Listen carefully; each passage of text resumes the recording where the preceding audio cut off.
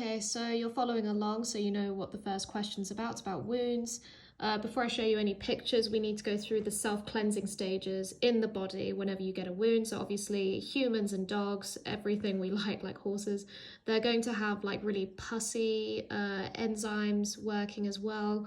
A sequestral pattern exists in farm animals basically, and just a sequestral pattern without any pus exists in rodents and birds, which isn't very important, but there you go. Obviously, this makes sense. Wounds of a similar size heal at equal periods, and of course, health matters. So let's get some pictures involved. So of course, if this was in a boy, if they're younger, they're going to heal a lot faster than someone who's older. But also, it says here that when you're pregnant, it also slows the healing process. Your behavior will also change, but only with really severe, it actually says contusions here, which are bruises. But yeah, when it's severe, obviously,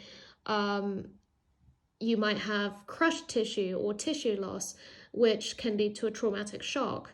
And if there are wounds on the extremities, it can also cause an animal to lie down. So say if this wound wasn't here but was on the foot, this person isn't going to want to use that foot. It makes sense. You might also notice like not only the wound itself is sensitive, but the skin in the area. That's because the skin elasticity is reduced, especially if it's profusely bleeding. Obviously, we mentioned significant skin loss. Ulcers can occur in infected wounds, and of course you will have hair loss because that makes sense, the tops come off. Dermatitis, so inflammation of the skin. Eczema, so dry skin. And if we look at conjunctiva, I got a really horrible picture here. You can see that in a wound here, it's like reddened, especially with infection, and it can be white as well, but it's only white when there's profuse bleeding. And yeah, just to finish off really, it looks like a lot, but it's not too bad.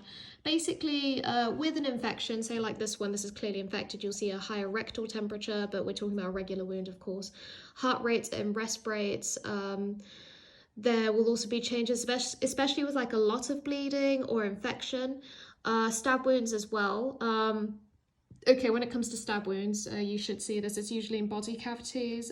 Lacerations are usually, it actually even shows it. Oh, not here, sorry.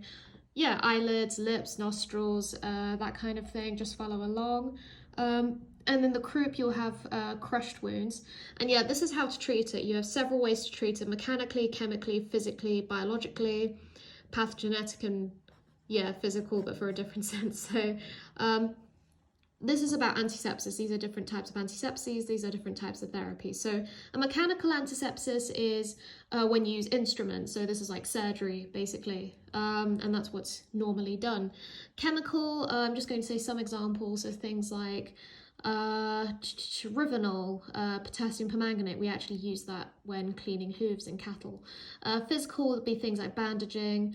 Biological would be things like antibiotics, vitamins, that etc. Now for therapies, for pathogenetic therapy, you have like a Novocaine blockade just to block it off. Medicated sleep. Physical therapy would be things like UV therapy, electrophoresis with antibiotics.